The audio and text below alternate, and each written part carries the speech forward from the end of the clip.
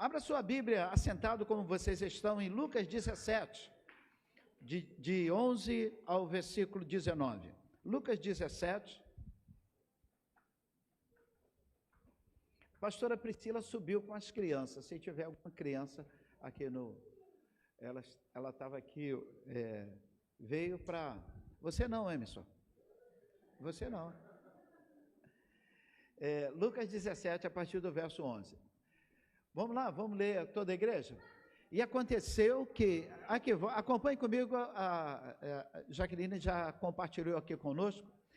E aconteceu que, indo ele a Jerusalém, passou pelo meio de Samaria e da Galiléia, e entrando numa certa aldeia, saíram-lhe encontro 10 homens, os quais pararam de longe, e levantando a voz, dizendo: Jesus, mestre, tem misericórdia de nós.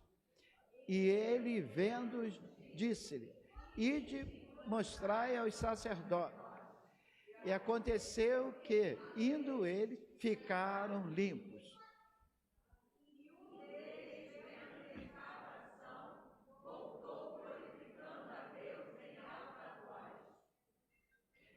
E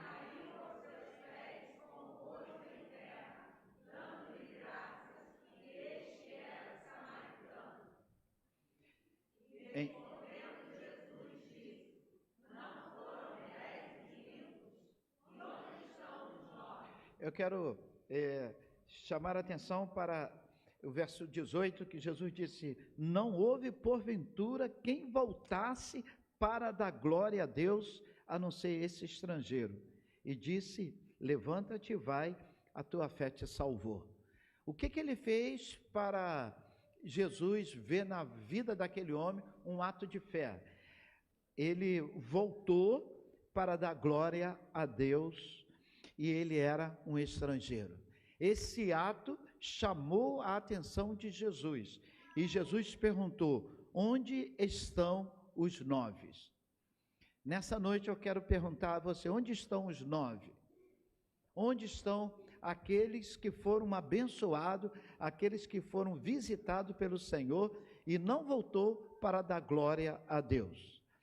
Vamos orar mais uma vez, vamos curvar sua cabeça. Senhor, eis aqui a tua igreja, eis aqui a tua palavra, Senhor. Aqui nesse culto nós já oramos, nós já fomos alimentados, ó Pai, com os louvores maravilhosos, ó Deus. Nós te agradecemos pelo esforço, ó Deus, do Ministério de Louvor, Senhor Deus, em aprimorar a voz, em executar bem os instrumentos. Tudo isso agrada a Ti, ó Pai. Muito obrigado, ó Deus, pela irmã Jaqueline Pascouto ali na transmissão.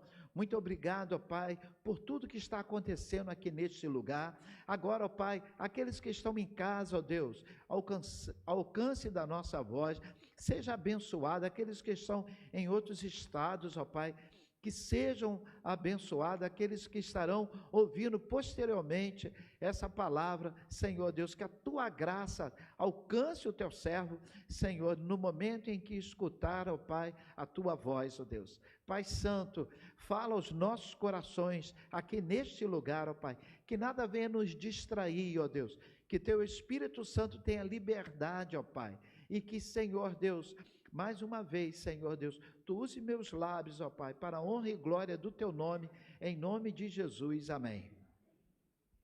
Este episódio aconteceu nos últimos momentos de Jesus. Faltava já alguns meses para Jesus encerrar seu ministério aqui na terra. E os irmãos sabem como encerra o ministério de Jesus aqui na terra.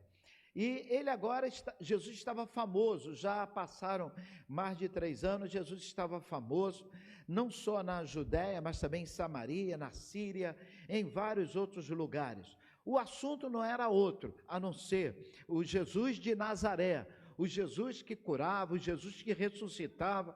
A fama de Jesus já havia saído de Jerusalém e já tinha ido para bem longe. A Bíblia diz que Jesus, indo para Jerusalém, o texto diz que Jesus a caminho, verso 11 do capítulo 17, Lucas deixa essa informação. ele disse assim: de caminho para Jerusalém. Os irmãos sabem que é em Jerusalém que Jesus vai ter um encontro com a cruz, é em Jerusalém que tudo vai acontecer. A Bíblia diz que nesse caminho, a palavra do Senhor diz que Jesus, ele entra em um povoado, ele entra em uma cidade, em um município, não podemos especificar. A Bíblia diz que naquela entrada daquele município, daquela cidade, tinham portões e a cidade era cercada. Então, do lado de fora da cidade, estavam ali 10 leprosos que souberam que Jesus estava chegando. Talvez ouviram o alvoroço. Lembra do Bartimeu, que mesmo cego, ele ouviu que Jesus chegava e ele ouviu aquele barulho, ele começou a gritar. A Bíblia diz que os leprosos, eles estão na entrada da cidade e de uma certa distância, porque eram judeus, só tinha um samaritano, eram judeus, e os judeus conheciam bem a palavra, que o leproso não poderia ter contato com ninguém, e eles, de uma certa distância,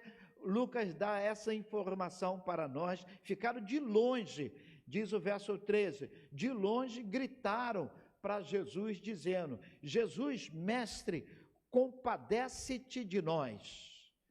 Jesus, mestre, compadece-te de nós. Essa frase, esse grito, essa oração, ela veio do fundo do coração de um homem, daquele grupo de 10, certamente um homem, ele faz essa oração: Jesus, mestre, tenha misericórdia de nós. Ele não orou só por ele, ele sabia que tinha mais gente leproso, e ele falou assim: olha, Jesus, venha nos curar, traga a sua graça, traga o seu poder sobre nós. A lepra, nessa época ainda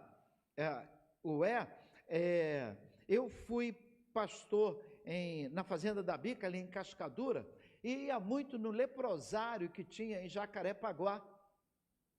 Estou falando isso de quase 30 anos atrás, meus filhos eram bem pequenos, e tinha um leprosário em Jacarepaguá, uma coisa horrível. Não sei se aquele leprosário foi fechado, mas dentro daquele leprosário tinha tudo, tinha padaria, tinha supermercado, tinha tudo, porque eles não podiam sair, porque eles não podiam sair. Eu tinha meus filhos pequenos, então tinha uma dificuldade muito grande, porque ao chegar no leprosário, o que eles queriam era abraçar. E a lepra, eu via no rosto daqueles homens, a lepra comendo a cartilagem. O resto estava muito bem guardado, mas o nariz, a orelha, a gente via essas pessoas sofrendo dessa maneira. E eu ia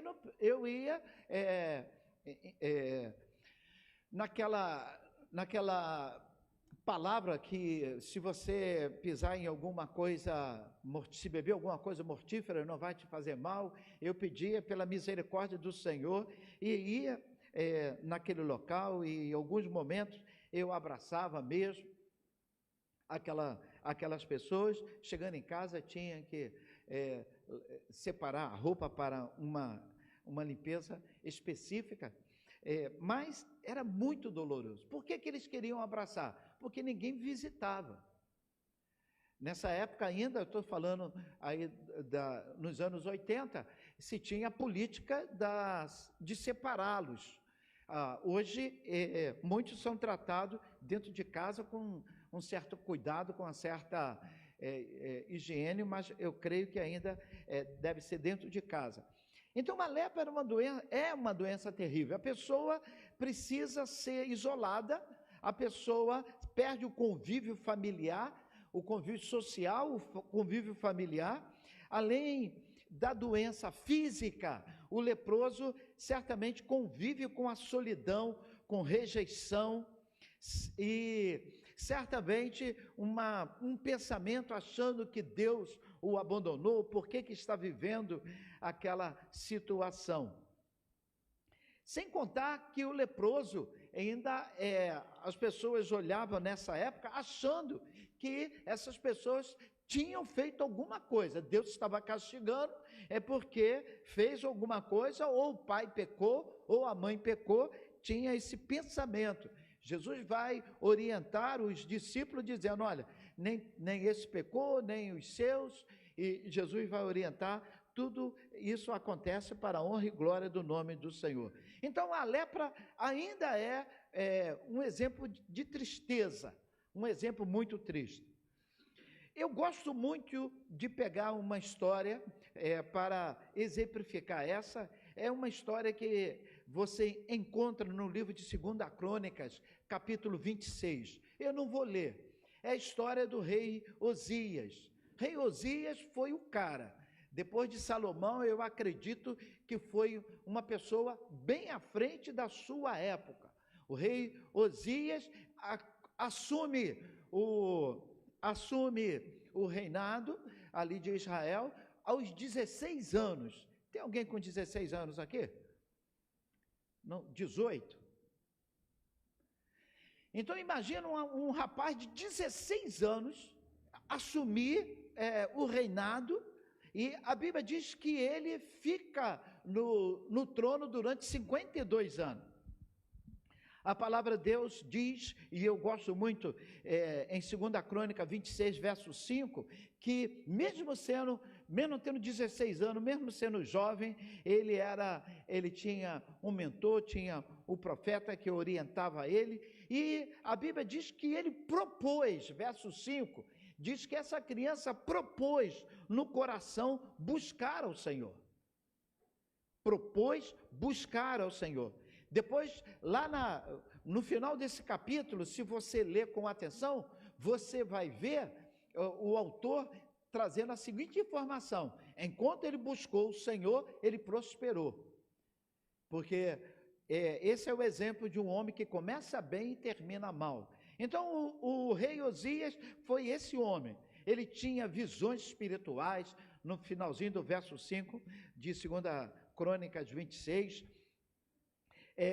e diz a palavra, eu acredito que enquanto ele buscou o Senhor, coloca para mim, Jaqueline, 2 Crônica 26, verso 5, eu acredito que é o verso 5 que diz assim, enquanto buscou ao Senhor, Deus o fez prosperar. Deixa eu ver se é isso. Isso sim, olha lá. Leia comigo esse versículo, toda a igreja.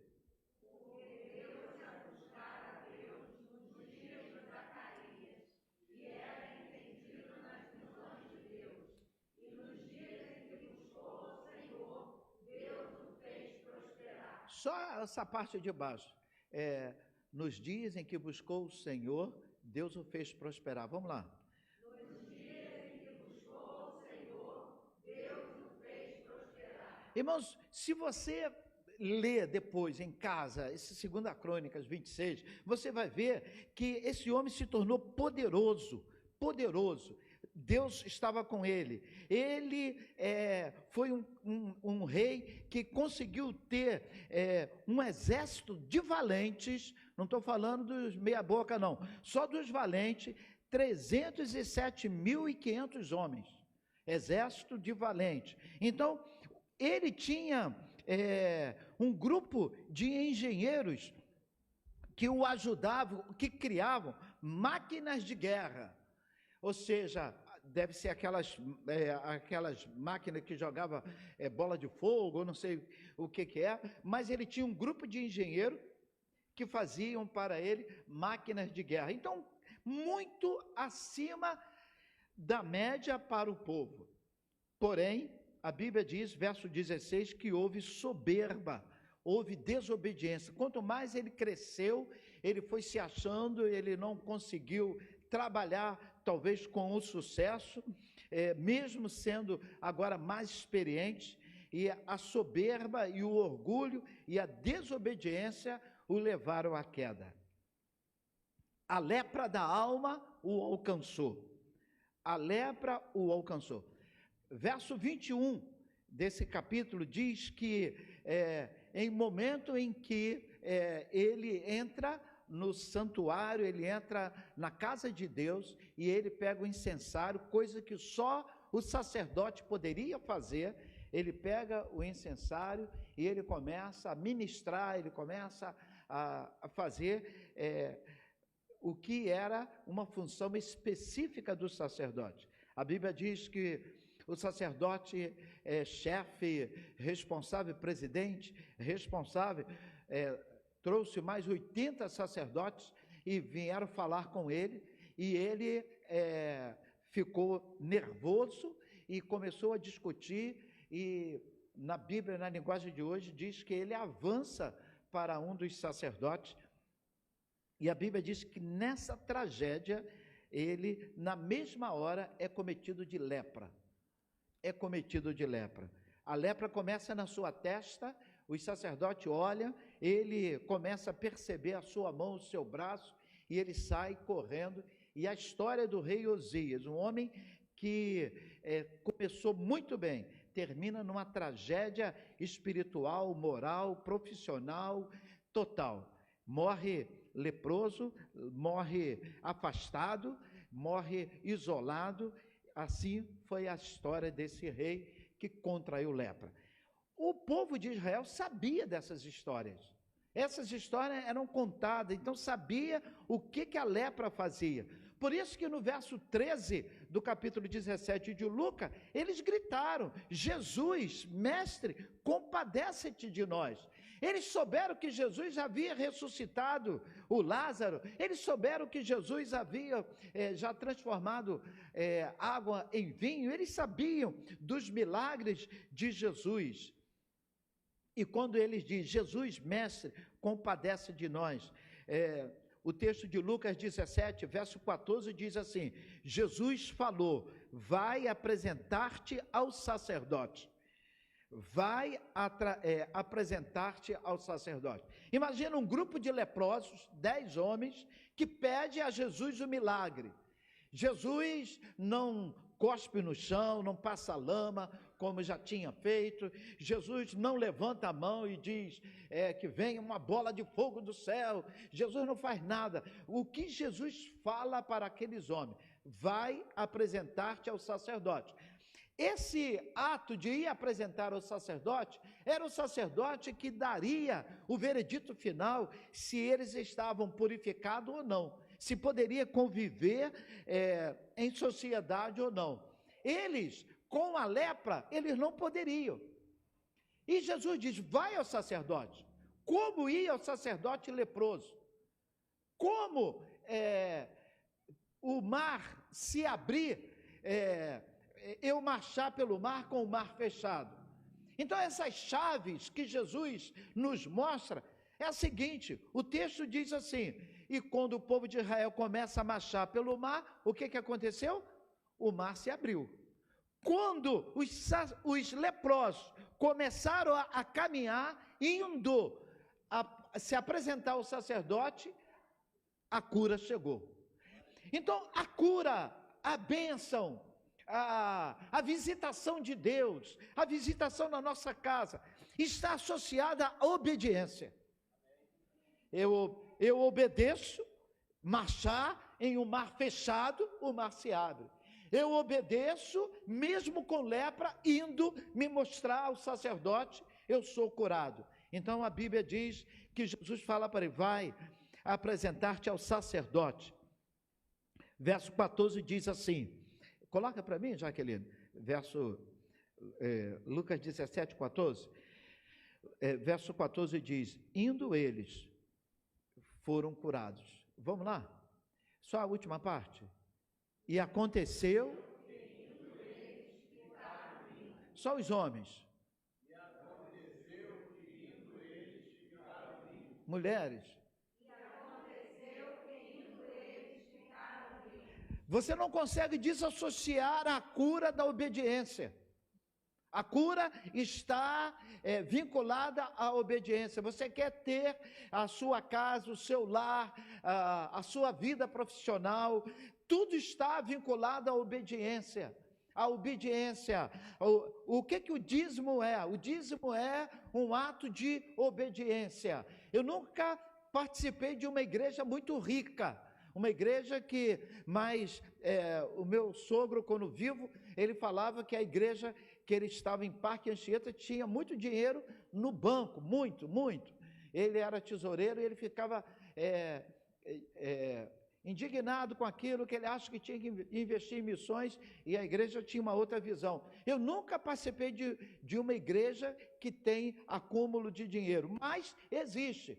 E nessas igrejas, será que eu teria que dizimar? A igreja não precisa. O dízimo não é para a igreja, o dízimo é para mim, é ato de obediência. É o ato de obediência. O tio de Esther falou para Esther assim: Esther, se você se calar, a bênção vai chegar de outro lugar, mas você não terá participado dessa vitória. Então, se eu não dizimar, a bênção vai chegar de outro lugar. No passado, aqui nessa igreja, saiu um grupo de pessoas, eu ainda aqui não estava, acredito que foi bem no início do ministério do pastor Gessé, que sai um grupo de pessoas dizendo assim: olha, a igreja vai fechar porque os pilares da igreja estão saindo. Bobinhos. Jesus é o pilar da igreja. Jesus é a igreja. Sai pastor Eliezer, sai pastor Gessé, sai você, sai... O Senhor tem um propósito com a igreja é do Senhor. Então, Ele não depende de nós, nós que dependemos dEle. Nós viemos aqui, nós nos juntamos aqui para adorá-lo. Nós nos juntamos aqui para exaltar o seu nome. Então, nós precisamos entender isso. A Bíblia diz que eles foram curados no ato da obediência. Quantos passos eles deram? Paulinho está aqui hoje? Quantos passos eles deram? Pergunta o Paulinho, né? Quantos metros eles caminharam? Também pergunta o Paulinho depois. Eu não sei, a Bíblia não diz isso, mas a Bíblia diz que eles foram curados. Deu o primeiro passo, eu creio, foi curado. Ato de obediência. Verso 15 diz o seguinte: e eram 10, que já estava fora de casa, estava doido para ver o neto, estava doido para abraçar, estava doido para comer a comidinha fresquinha em casa, estava doido para ver os amigos, e viu que estava curado, voltou. Voltou para onde? Para casa? Não, para agradecer a Jesus. Irmãos, a Bíblia diz que Jesus, ao ver isso tocou o coração de Jesus. Um dos 10, que vendo que estava curado, eu não sei se a lepra era na mão, era no nariz, eu só sei que a lepra estava detonando ele viu que estava curado, ele viu que não tinha mais lepra, ele viu que talvez sua orelha estava recomposta, seu nariz estava perfeito, ele viu que não tinha feridas na mão, ele viu, e a Bíblia diz que esse homem viu, ele ficou tão feliz, na minha Bíblia diz que ele voltou gritando, verso 15 de Lucas 17 diz assim: e um dos 10, vendo que fora curado, voltou, dando glória a Deus em voz alta. Não é essa glória a Deus michuruca, não. Glória a Deus mesmo, com muita alegria no coração, porque esse homem havia sido curado. E a Bíblia diz que ao chegar perto de Jesus, verso 16, diz assim: e prostrou-se com o rosto em terra, aos pés de Jesus, agradecendo.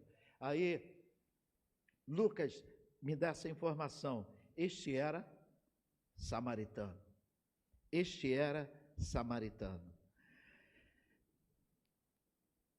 Jesus pergunta: onde estão os 9?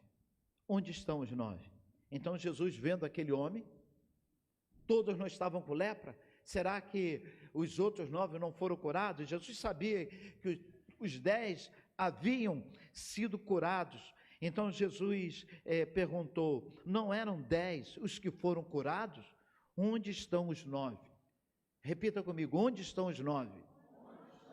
Eu não sei se você nessa noite participa do grupo dos 9, ou se você participa daquele grupo unitário, daquele homem que volta para agradecer, volta para glorificar o Senhor. Irmãos, eu como pastor, cansei de me entristecer, de orar por pessoa que queria emprego, que queria passar em concurso, e a pessoa passa, e agora, cadê você, fulano? Ah, não tenho tempo porque estou trabalhando muito, não tenho tempo porque estou estudando muito, não tenho tempo porque...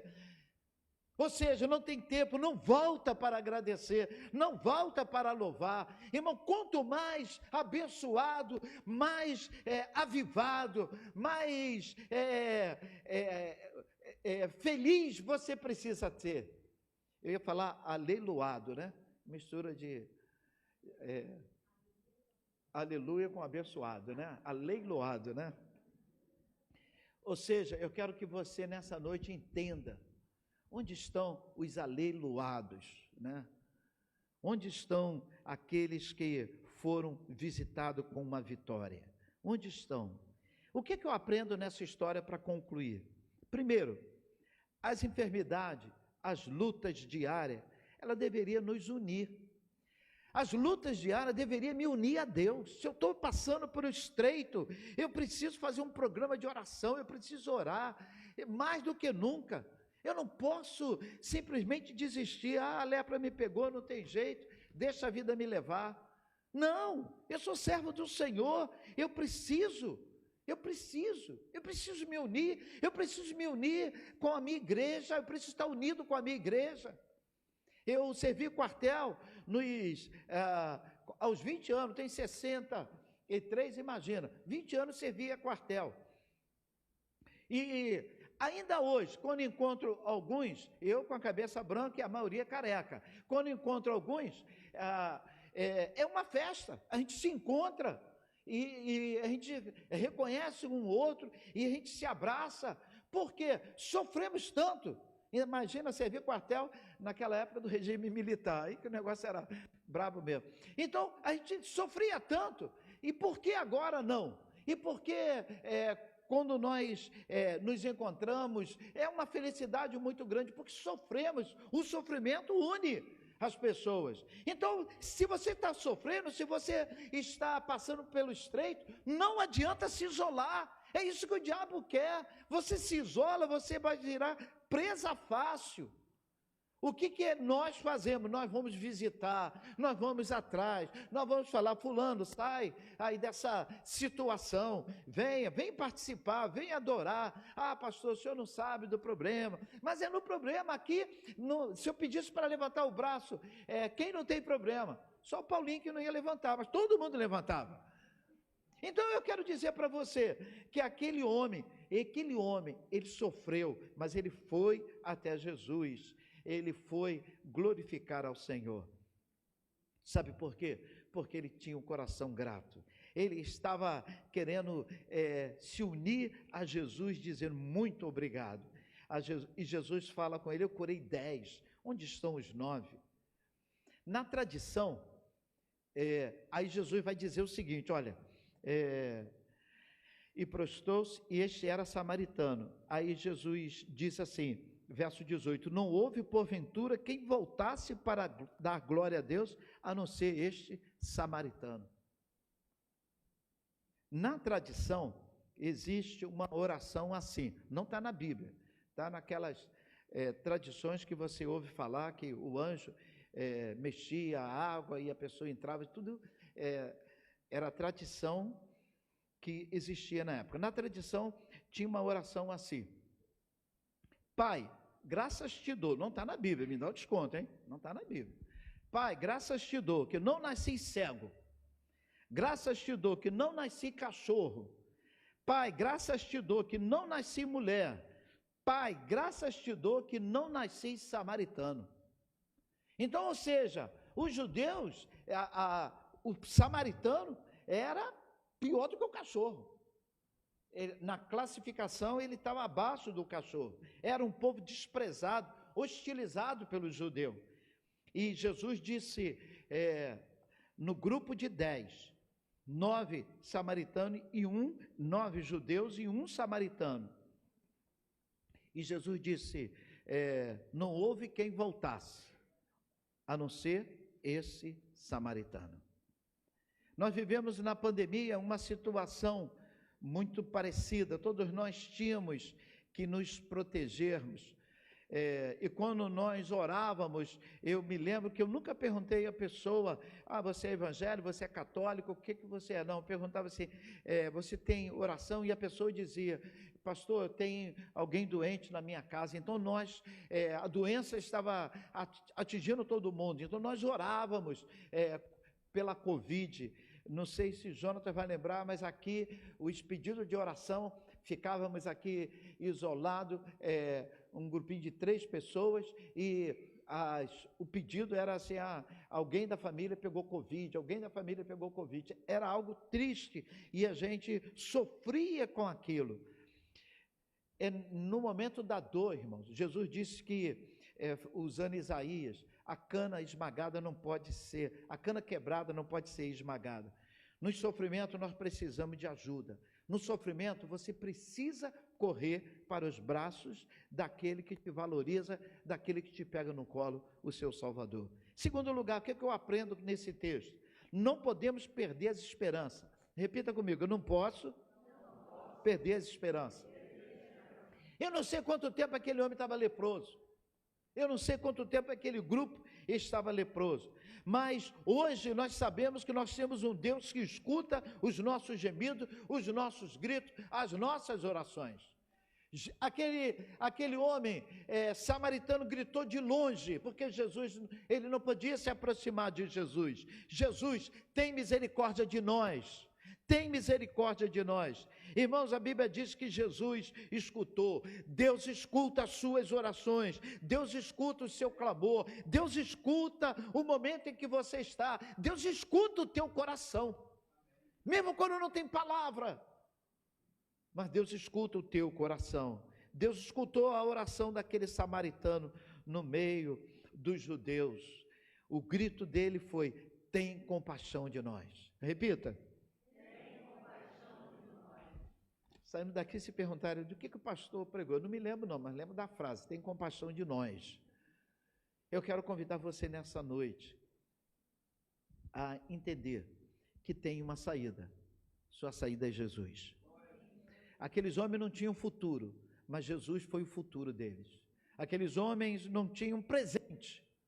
O presente deles estava comprometido, mas Jesus foi o presente dele. Por isso ele diz, tem compaixão de nós que estamos desenganados, tem compaixão de nós que estamos sentenciados, tem compaixão de nós que vamos morrer, tem compaixão de nós que estamos sendo comidos vivo, tem compaixão de nós. E a Bíblia diz que Jesus ouviu o grito daquele homem. Eu conheço pessoas que desistiram de orar. De vez em quando eu encontro um louco que fala isso para mim, eu desisti de orar. Eu creio que se você desiste de orar, a mesma coisa que você desistir de beber água e de comer. Quem desiste de orar porque está louco. Sempre eu gosto de usar a música da Cassiane. Às vezes eu aplico ela até na mensagem mesmo, boto a igreja para cantar no meio da mensagem. Tá chorando, louve, tá não sei o que, louve, a coisa está feia, louve, e vai dizendo, não pare de louvar, não pare de adorar, não pare de glorificar, porque Deus não está em silêncio, foi o que a música diz. Quando ele está em silêncio, é porque está trabalhando. Então, ou seja, Deus não está com os ouvidos tapados. E eu encerro com três exemplos. Primeiro exemplo, Eliseu estava no monte e o seu jovem estava desesperado porque tinha visto o problema, mas não tinha visto a solução. 2 Reis 7:17, Eliseu só fez uma oração: Senhor, abre os olhos desse rapaz. E a Bíblia diz que caiu como escama.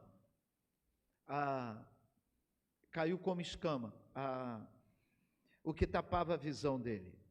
A visão dele estava tapada. Eliseu conseguiu dar o diagnóstico. Por que ele está desesperado? Porque a visão dele está tapada. O desespero chega até você porque sua visão está tapada. Na segunda-feira passada, nós fomos um centro de recuperação e nós fizemos ali alguns batismos. No centro de recuperação, fazendo o batismo, um rapaz me abraçou e falou que alguém da família dele disse que não adiantava ele se batizar, não adiantava ele ir para a igreja, porque ao sair dali, mais uma vez, ele ia voltar para as drogas. E ele falou: pastor, eu não quero me batizar. Aí eu falei: você vai aceitar? Ela está falando, quando é que você vai sair daqui? Quando é que você vai usar droga? Eu falei: não, vou sair daqui só mês que vem. Eu falei: você não sabe se você vai estar vivo mês que vem, meu amigo. Eu não posso te garantir o futuro, eu te garanto agora. Mas eu tenho um Deus que garante o nosso futuro. Então, o que você tem que fazer agora? Entrega a sua vida a Jesus, confia nele, e o mais ele fará. Então pare, irmão, de colocar expectativa. Eu não tenho como prever, eu não tenho como. Eu não sei se vai chover, vai fazer sol amanhã. Eu sei que eu tenho um Deus que levanta do seu trono, como disse Jó. Jó tinha essa certeza, que o Senhor se levanta do trono para dar a vitória. Gênesis capítulo 21, verso 19, a Bíblia diz que Agar estava desesperada, morrendo de sede, e não via o poço, porque ela não era uma egípcia, era uma pessoa que estava introduzida ali naquele ambiente. Então a Bíblia diz que ela foi mandada embora, ela não viu o poço, ela já estava pronta para morrer. Gênesis 21, 19 diz assim: e Deus abriu os olhos de Agar, e ela viu o poço. O poço estava lá, o problema era que Agar não via o poço.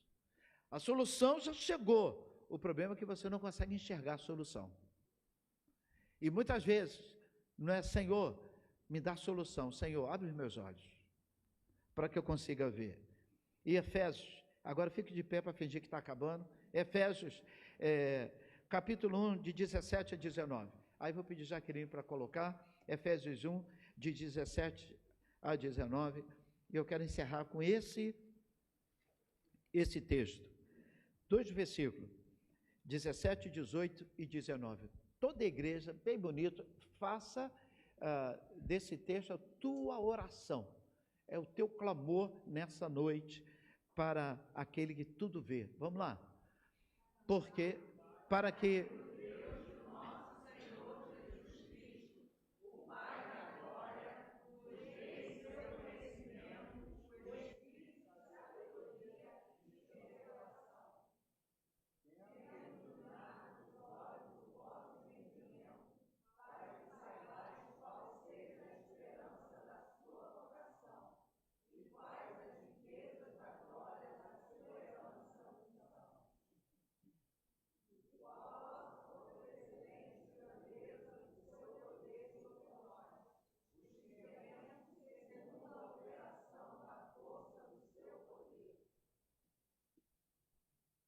O poder de Deus já está sobre nós, só que você não tem conhecimento desse poder, nem da força que Ele tem sobre sua vida. Em casa, leia mais uma vez esse texto de Efésios, capítulo 1, verso 17, 18 e 19. Peça a Deus para que o Senhor possa te mostrar a excelência da grandeza que Ele tem para cada um de nós. Não precisamos ficar pedindo esmola, não precisamos ficar nos rastando. O Senhor Deus tem muito para nos dar. Jesus disse para aqueles homens: vá apresentar-te ao sacerdote. Eu digo para você nessa noite: tome posse da sua bênção, da sua vitória. Trabalhe, haja como se essa bênção já chegou até você. Não estou advogando que você quer comprar um carro, pastor, vou pegar essa palavra e vou na concessionária amanhã me endividar. Não, isso é loucura. Deus não quer te dar carro, Deus quer te dar algo muito melhor. Deus quer te transportar da morte para a vida. Carro é um detalhe insignificante em relação ao que Deus quer nos dar. Então que nessa noite você entenda a grandeza do poder de Deus sobre sua vida.